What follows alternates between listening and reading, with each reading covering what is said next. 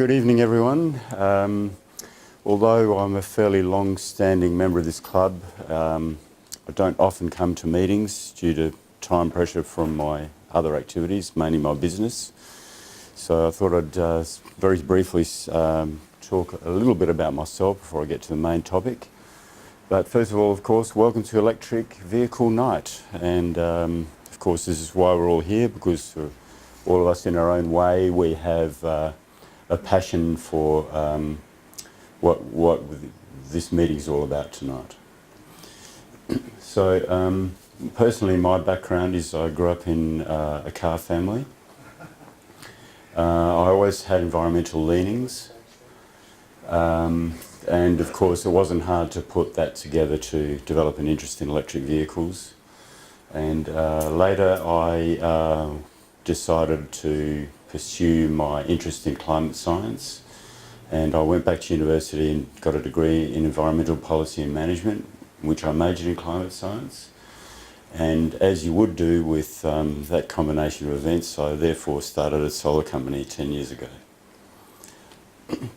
And tonight I'm going to talk about the greenhouse gas ramifications of the previous era of transport, which obviously we are in the process of transitioning through. And of course, all you good people here are part of the forerunners of that movement. You're the grassroots level of that, and all power to you for doing so. I'm also going to talk about the advantages and disadvantages of electric motors over internal combustion engines, the greenhouse gas ramifications of where you might charge an electric vehicle from, and why solar may be the best way to charge a vehicle, and how to maximise on that benefit. So first of all, what is the greenhouse effect? We live in a world that really is a ball floating in space. And the world that we live on has an average temperature approximately 15 degrees Celsius. But everywhere around here, there's a temperature of minus 271 degrees. And life as we know it can't evolve, can't exist in those kind of low temperatures. And but life has been able to evolve here because of the greenhouse effect that our atmosphere provides. And no one argues this point. Even the climate change deniers won't argue that point, because it's axiomatic. However, what is argued sometimes is the greenhouse gases in the atmosphere and their relative concentration as to whether that impacts on climate at all. But you know, that's not really what I'm here to talk to you about tonight, but I thought I'd mention that briefly as a bit of a backdrop. There are many greenhouse gases that are responsible for the temperature on Earth having an average temperature of 15 degrees rather than the minus 271 in black space. Water vapour is key. But the other main ones are carbon dioxide and methane. And these are both naturally, carbon dioxide and methane both have the capacity to trap and store heat in their atomic structure. As the molecules actually expand and trap heat, and as they cool, they shrink back again. Other gases don't do this. 80% of the atmosphere is nitrogen. 16% is oxygen. They don't have this capacity to trap heat the way the carbon-based molecules do. Now we know that carbon dioxide, when it's released into the atmosphere, or as it exists in the atmosphere, it gradually breaks down, and it has a lifespan of somewhere between 50 and 200 years. Methane, on the other hand, is a much shorter acting or shorter living molecule, should I say. It breaks down in approximately 10 years, but during its 10-year lifespan, it is able to trap between 20 and 40 times the heat that carbon dioxide does. And to keep things on a level playing field, the heat trapping potential of greenhouse gases is expressed in CO2 equivalents. there are many other greenhouse gases, but these are the main ones. And so there are the main sources of CO2, so you can obviously read that for yourself. We've got percentages coming from residential and commercial outputs. Electricity generation is obviously a very high one. Transportation is also a very big part of that pie there, and industry, of course, is as well. Methane, on the other hand, really comes from a lot of different sources. The gas industry really is a big part of that. When gas is extracted from the ground, particularly when it's not trapped and is released into the atmosphere, that's where a lot of the methane comes from. And methane is also a byproduct of rotting. So wherever you get a wetland or wherever you get landfills, you get methane being released as part of that process. And also when coal is mined from the ground, as part of the process of how coal has been stored for the last 300 million years, when it is mined, greenhouse gases are released at the same time as the coal is dug up. And the other thing, of course, is agriculture. Byproducts of animals, particularly cattle, release a large amount of methane. And here we have a breakdown of the greenhouse gas emissions from an average home. Now, we all live in homes, so you can see there that 34% is associated with transport. And this is obviously something that we can take charge of with electric vehicles if we are smart enough with how we go about it, to actually take charge of minimising or possibly removing altogether our contribution to the greenhouse gas concentrations. And there we also have, in Australia, this is courtesy of the former head of the South Australian Museum, his new website, stating that transport emissions are Australia's third largest contributor to greenhouse gas emissions, and 85% of those come from road transport. You can see the other ones here. We've got some air transport and shipping and so forth. But of course, of that, 46% is cars. And of course, we all drove here in cars tonight, or I presume we all did. And of course, some of you drove here in your electric cars when you put your hands up earlier. Some of us drove in hybrids. I'm one of those. And they obviously, to some degree, release less greenhouse gases than a straight up petrol or diesel car does. And here's a graphic of the transport-related percentages according to different transport types of the contributions to the greenhouse gases. And you can see there that by far passenger cars are the biggest contributor in that graph. And of course this is a time graph. It's started from 1990 and it was a forward projection till 2020. But you can see there's a general trend of increase with all the emissions from all transport types, which of course we're on the cusp of changing. So why would we want to drive electric cars? I guess to a fair degree I'm speaking to the converted here, so you probably know the answer to this. This presentation, by the way, I prepared for the Electric Vehicle Day, and Bruce is the only one amongst you, I believe, who saw it. And after it he said, actually, can you present that to the electric car group? So I said, yeah, I'm happy to do that. So some of this part you will no doubt know about. So why electric cars? There are less moving parts in an electric engine than there are in a petrol engine. So that straight away leads to greater efficiency. A petrol engine has hundreds or even up to 1,000 moving parts. Electric motor may have up to 4 moving parts. Electric cars may, however, to keep things on a level playing field, may have more parts in the transmission than a petrol car might do. But overall, on balance, there are many more parts in a petrol car. And what about energy efficiency? Well, petrol engines convert about 25 to 30% of the latent energy in the fuel into rotational motion. Diesel engines are a bit more efficient, more like 40 to 50% of the latent energy in a litre of diesel is converted to rotational motion. However, most of you would know the bottom stat, that electric engines are more like 90% efficient at converting their fuel, which in this case is electricity, into rotational motion. And once again, I prepared this slide for the people of the Electric Vehicle Day. I'm sure that most of you, if not all of you, would know that that electric vehicles are actually incredibly high performance vehicles, or potentially so. And I decided at the electric vehicle event not to present the slide that Eric previously showed you about the race between a Tesla car towing a trailer drawing Fiat, I think it was.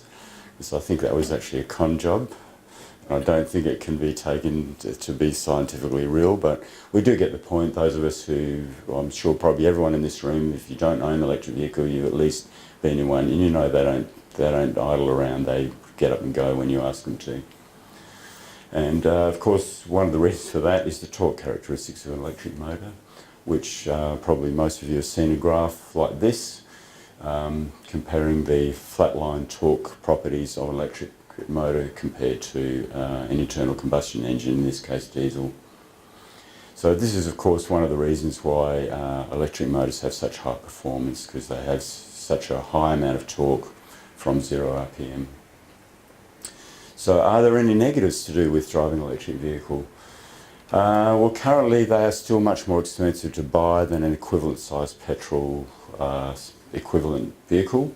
I'm sure you would know this. And then the other thing that's often talked about with electric vehicles is this concept called range anxiety, which is obviously how far can you drive before you run out of electricity if you're driving an electric car, and where are you going to be able to recharge it so that you can get to your next destination.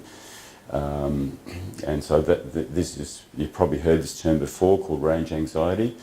But of course, before, in the early days of petrol cars, before there were service stations everywhere, you would have had the same kind of range anxiety in a petrol car.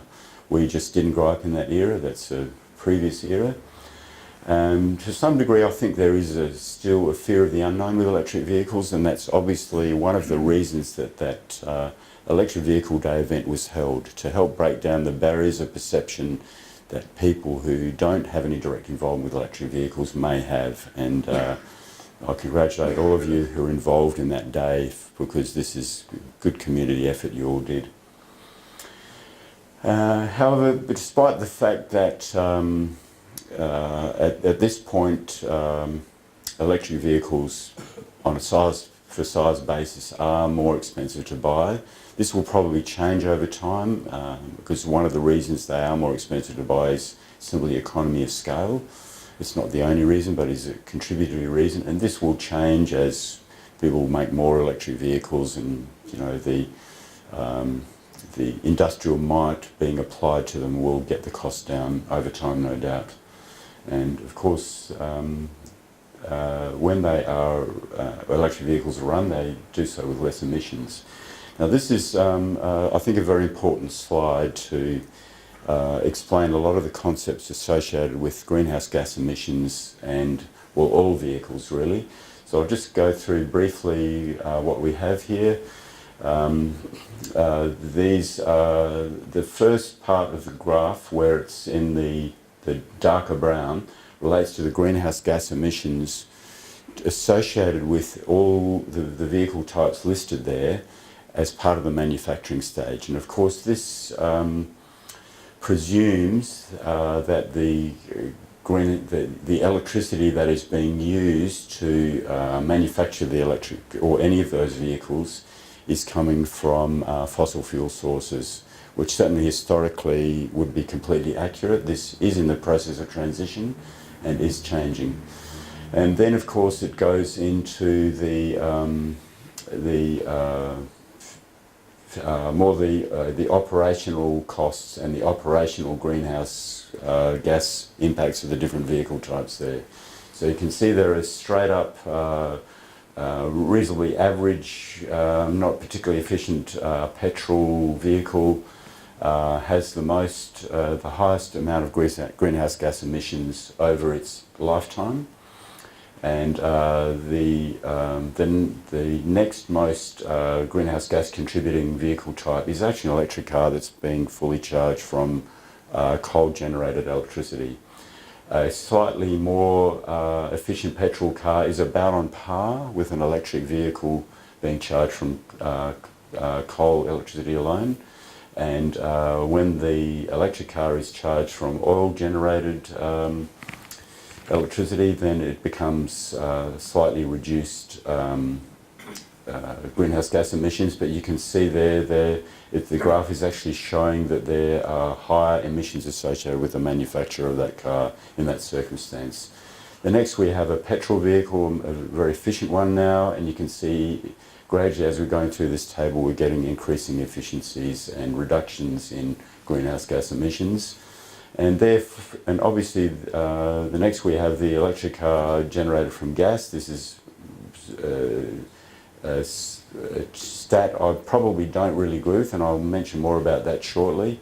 But then the bottom line here is if an electric car is manufactured from electricity generated from solar and then runs on the electricity generated from solar, its greenhouse gas impact is the lowest of all listed there. Presumably, I'd just like to mention why I have some conjecture about this particular stat here. It's always been thought, for as long as I've been involved in the environmental sector, that gas is the most greenhouse gas fuel of all the carbon-based fuels. A recent, when I say recent, of 2015 independent study done by a university in the United States cast new light on this and found that if in the life cycle process of gas being extracted and delivered, that if 3.5% of the gas was lost to the atmosphere, that it would have the equivalent greenhouse gas warming potential of actually burning coal. The university study then went on to do their own independent analysis of the gas being lost in the gas mining sectors in the United States. And the first gas mining area they tested, they found that according to their research, the gas mining, or the results of the gas mining, they were losing 11% of the gas. And another area they went to, they were actually losing 17% of the gas. So is gas a more greenhouse friendly fuel? If you don't lose it and you only burn it, yes, I would say 100% it is, because it is a less carbon dense fuel. However, as soon as you start releasing it directly into the atmosphere, because of its methane content, it has 20 to 40 times the greenhouse gas warming potential of carbon dioxide. So I think the days of thinking that gas is a green friendly fuel are over, and we need to stop thinking in those ways. Of course, really what we're interested in is the transition where we're not driving gas vehicles anymore anyway. There is also, on that note, some thinking that because we now know that in South Australia particularly, we have a very high percentage of renewable energy generation in the grid in South Australia, and we do.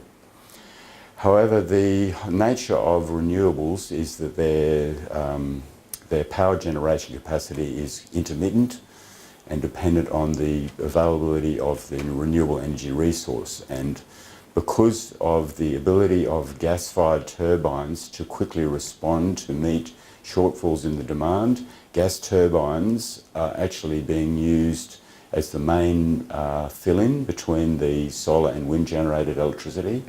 And so even though we might think that we have 50% of the electrons in the grid coming from renewable energy sources, are we actually in front? And I'd say probably we're not. And what we need to do more urgently is transition to fossil-free electricity generation as a matter of urgency.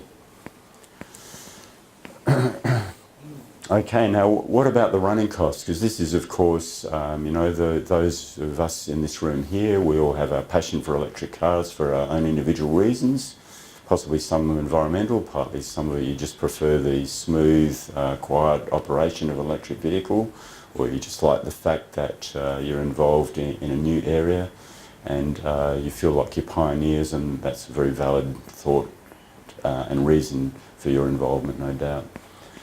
But for most people, a lot of the decisions they make in life are based on cost. And you know, you cannot take cost out of any equation in life, because it is a money world, and except for multi-millionaires, who there may not be too many of us in this room who are in that category, money matters. You can't pretend that it doesn't. And so I did a few calcs sort of with some degree of accuracy before I prepared this slide, that an average size petrol vehicle will travel around about 12 kilometres on a litre of fuel, and that litre of fuel costing about $1.30 will end up meaning that each kilometre you travel, your fuel running cost is about 10.8 cents. And but of course, with petrol engines, there are other factors to consider. I presented this to a close friend of mine who's actually involved in the gas sector, and yes, we regularly have arguments about the validity of gas.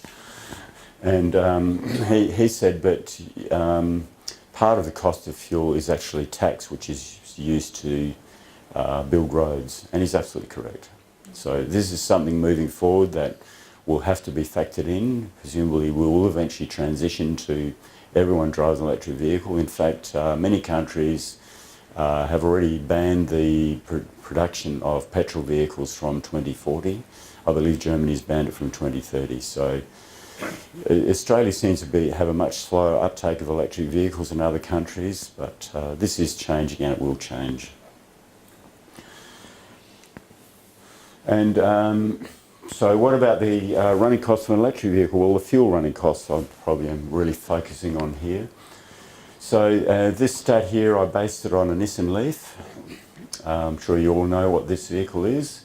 And so a Nissan Leaf, or which you could say is a typical electric vehicle, will travel around about 5.5 kilometres on a kilowatt hour of electricity. And the cost associated with that will depend on where your electricity comes from.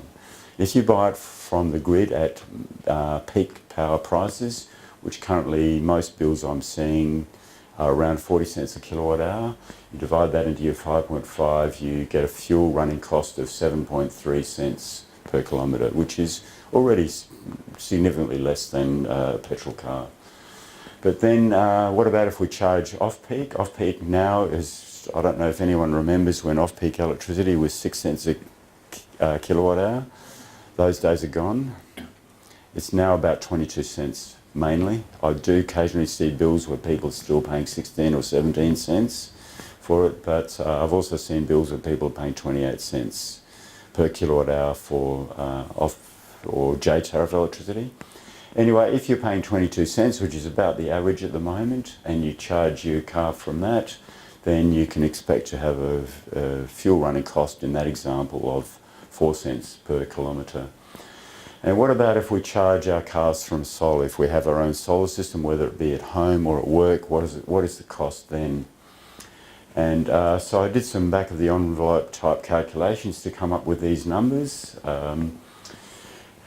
And I assumed some costs to build a solar system, and I assumed I amortised that over the life expectancy of the solar system. I depreciated it according to the rate at which solar generation depreciates over the life of the system, and so it's a reasonably accurate figure there. So I've come up with a price there of 6 cents per kilowatt hour if you have your own solar system and you amortise the generation of electricity against the cost of that system over its lifetime, and therefore you'll have an implied running cost for your electric vehicle of 1.1 cents per kilometre. Now this of course assumes that you can charge your electric car during the day when the sun's shining and your solar system is generating electricity, which may not always be convenient. It's probably going to be possibly at home on a Sunday, it might be the most convenient, or if you have a solar generation system where you work and you're not using your car during work hours, these will be the convenient times. But then what if those times are not convenient? Well, what we can do is time shift the electricity through batteries. And as with the advent of electric cars coming more and more onto the horizon now, energy storage for solar electricity is also becoming more and more available and is becoming more and more cost effective now. Up until only 2 years ago, I was advising my customers not to get batteries with their solar system in a grid connect scenario because I thought they were too expensive and I would advise them accordingly. That has changed now, and I think the payback periods, if you get a battery system with your solar generation system now, it is more economically viable. But of course it does add cost to your whole solar generation component of supplying your electric vehicle. If you want to generate the electricity, store it and then charge your electric vehicle at night when it's convenient for you to do so. So once again I came up with some back of the envelope calculations, made some assumptions on costs per kilowatt hour of battery storage, amortised it against the life expectancy of the batteries, and I came up with a number there of 16 cents per kilowatt hour if you generate the electricity yourself, store it in batteries and then charge your electric vehicle with it. And so 2.9 cents per kilometre is still looking pretty good, particularly when a petrol car is 10.8. Charging an electric car from the grid off M tariff is 7.3 cents per kilometre. It's still looking pretty good.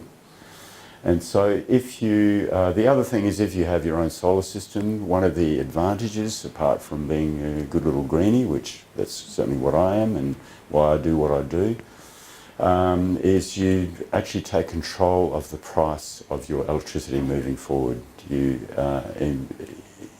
make yourself to a very large degree immune from future price rises. I started in the solar industry 10 years ago. The price of M-tariff electricity has approximately doubled over 10 years. When I first started, it was about M-tariff was about 20 cents a kilowatt hour. Now it's about 40 cents a kilowatt hour in most examples I'm seeing. So if you want to do that, how large does your solar system need to be? Okay. These are numbers from the Bureau of Statistics. The average motorist drives 15,500 kilometres per year. So then if you divide that by your 5.5 kilometres per kilowatt hour of electricity, then you might want to generate 2,800 kilowatt hours of electricity, and a reasonably well designed 2 kilowatt solar system will do that. However, a solar system of that size will not be big enough to direct supply the electricity to your charger. Your charger, if it's a 15 amp charger, which most of this, what I call the slow chargers are, you're probably going to need around about a 5 kilowatt solar system to generate that. This is 5 kilowatts on the DC side. Typically on a sunny day, 5 kilowatt solar system they generally run at around 75% of their nameplate capacity. So a 5 kilowatt solar system for, probably say between 10 AM and 4 PM or those kind of hours on a sunny day will be able to direct supply your 15 amp charger and charge your electric vehicle, and over that, say 6 hour period, for most, private electric vehicles on a slow charger, that's going to either fill you up completely or get you pretty close. Fast chargers are here. They're definitely not cost effective for a home, and apart from not being cost effective for a home, your home simply, in most cases, won't have the supply capability to drive it. You need a very high power three-phase connection to do that. But this is what the service station of the future will have. Instead of pulling into service station as we do now, if you have a petrol car, putting the hose in your fuel tank and filling it, in the future we'll be pulling to service stations, plugging in our cars into a fast charger, At the moment, the state-of-the-art technology is able to charge an average sedan-size vehicle in around 20 minutes. The vehicle's set up for that technology, and other countries are more ahead in this area than Australia is. And a lot of this is a numbers game. At the moment, there's, I think, around 2,000 electric vehicles in Australia. There's just not a big market for service stations to start saying, well, we'll have fast chargers and you can come and plug in and you'll be good to go in 20 minutes. It just isn't here yet, but it will come.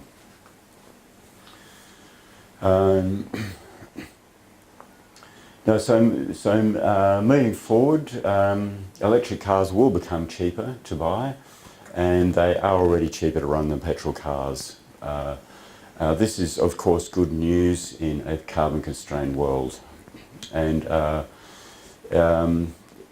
but as I mentioned earlier, apart from a small number of people who are motivated for various reasons to transition to electric cars, for a lot of people it's going to come down to cost. And as electric vehicles do become more cost effective, the change will accelerate. And so this is just the beginning, but electric cars are here now and they're here to stay. So that's all from me for the moment, unless anyone has any questions. So my company is Design Ecology. We do solar electricity, energy storage, energy management, energy efficiency and electric vehicle technology, and there's my phone number. So does anyone have any questions? Edward? You showed a graph earlier of the relative costs of running these vehicles, and you had on the extreme left-hand side the cost of manufacture. Yes. What period were you amortising that vehicle over? Because that would obviously affect the size of that round bill in the total. Just say your question again, Edward. What is the amortisation period that is expecting the vehicle to last for? Because obviously if you're going to expect to last a year, the manufacturing cost would be way over. Yeah, no, this is the life cycle of the vehicle. I took this off the internet and I can't remember the detail from that graph, but you could assume what's the life cycle of the vehicle. I mean, once a car's more than 10 years old, some people think it's past its use-by date, but you know, many cars you could keep them going for a long time. And I mean, this graph is really to explain the concept that I was trying to describe.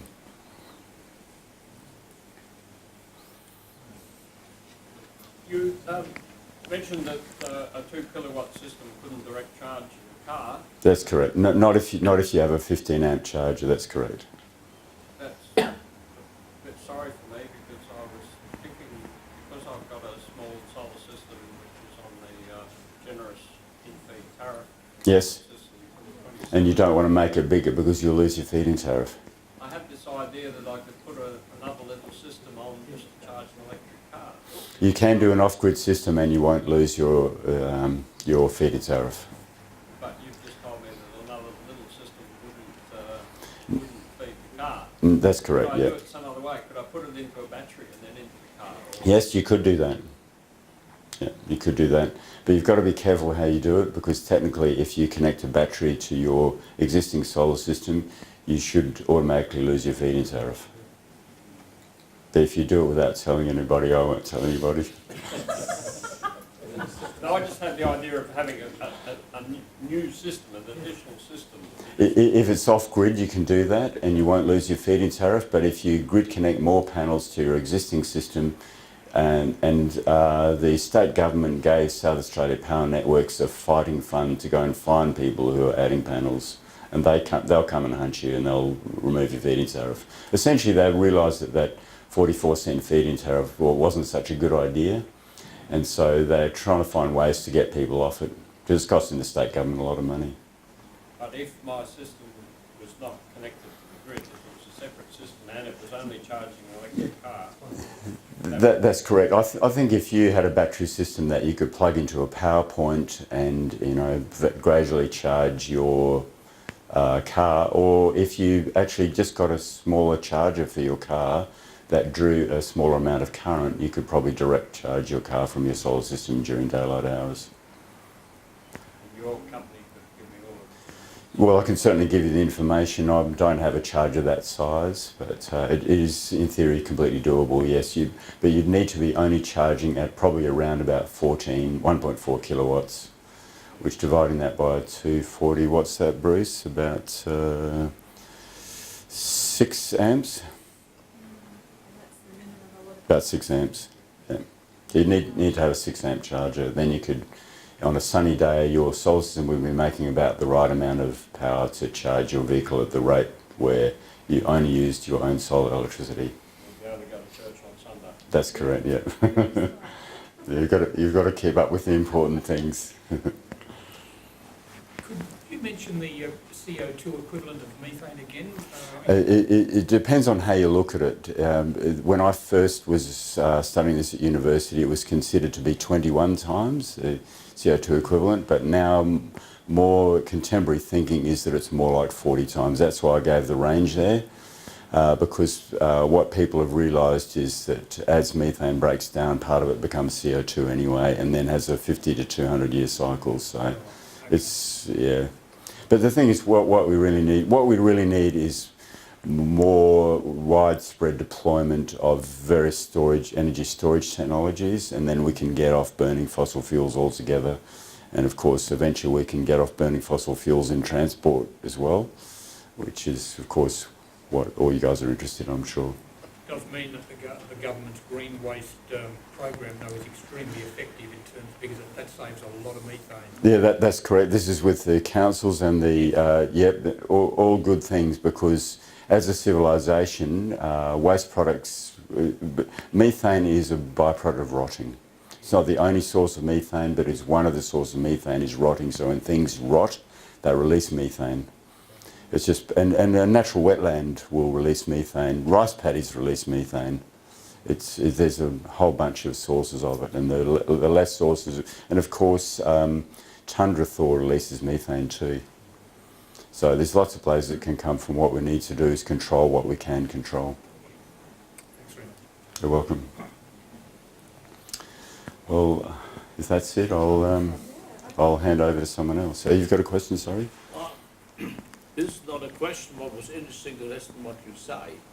I got 105 kilowatt solar panels on trackers, Yes.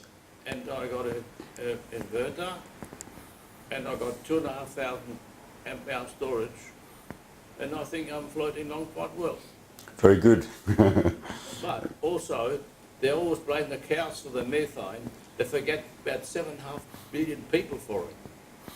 Yes, it is. People are part of the methane production as well, and of course CO2. Well, interestingly, a number of years ago, I did a back of the envelope calculation of the CO2 released from electricity generation in Australia, and I compared it to the methane released from people breathing in a country like China, and I calculated that there is more CO2 released from humans breathing in China than there is from the Australian electricity generation system. So you've got to look at the big picture, absolutely. I hope you're going to save all your envelopes. Yeah, I find they come in very handy. There seems to be a never-ending supply of those.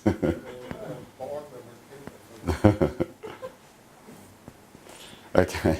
Okay, well, it looks like there are no more questions, so I hope you all join me in thanking Geoff for such a wonderful in-depth. You're most welcome. As you can probably tell, this is a major passion for me, all this stuff. Electric vehicles is part of my passion too, but part of my passion for electric vehicles comes from my environmental knowledge. Well, Slide there's- back to the phone number. oh yes, if you wouldn't mind putting that last slide back up for a few minutes. Yeah. Give Oops. everyone- a chance to I'll leave a few of my cards in case anyone wants to And grab some. we're obviously all passionate about our EVs as well. Absolutely, We yeah. like to go around thinking we're doing the right thing, Yeah, but it's really fascinating to see the numbers Yeah. put up there to back it up. yeah. It is. So, thanks very much. Geoff. That's awesome. You're most welcome. Thank you for having me.